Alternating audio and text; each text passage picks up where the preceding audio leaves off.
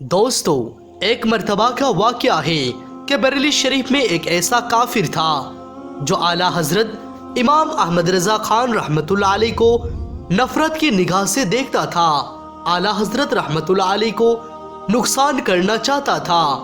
उसकी ये ख्वाहिश थी कि कभी मौका मिले तो मैं बड़े मौलाना को खूब तकलीफ दूंगा, उनको खूब मारूंगा, लेकिन उसको मौका न मिला। मगर एक दिन ऐसा हुआ कि सख्त बारिश की वजह से आला हजरत रहमतुल्लाह अलैह के हुजरे की एक दीवार टूट गई।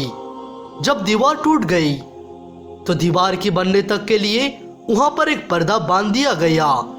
जब पर्दा बांधा गया तो उस काफिर को भी पता चला कि आला हजरत के हुजरे की दीवार टूट गई है और वहां पर सिर्फ पर्दा बांधा गया है।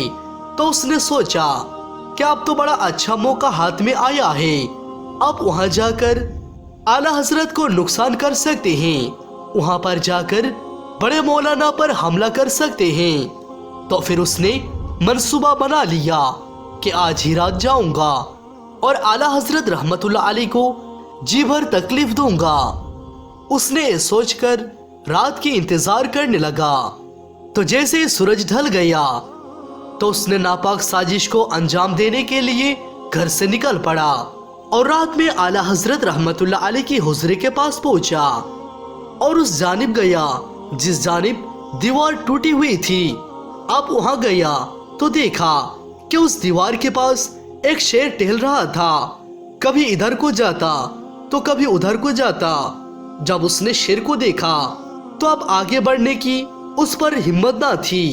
वो देखता ही गया कि कब शेर वहां से जाता है, लेकिन शेर नहीं हटा। तो वो पलटकर अपना घर चला गया।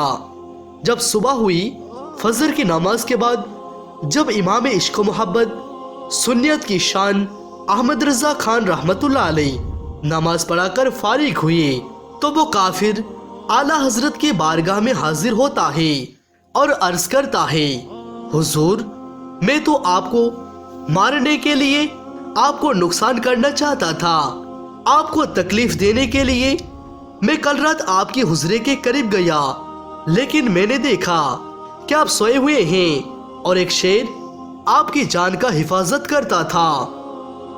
मैं तो आप पर हमला करने के लिए आगे बढ़ना चाहता था, मगर उस शेर को देखकर मुझ में हिम्मत ना हुई और मैं आगे ना बढ़ सका।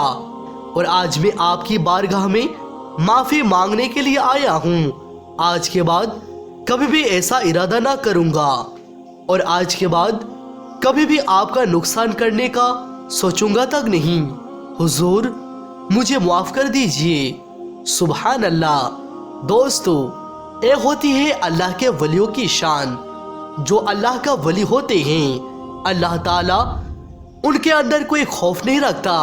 वो लोग दुनिया से बेखौफ रहते हैं, सिर्फ डरते हैं तो अल्लाह सुब्हान व तआला से, और अल्लाह ताला उन लोगों की हिफाजत करता है।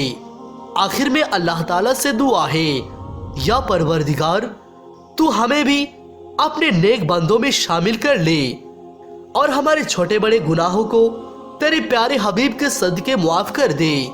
आमीन सुम्मा आमीन।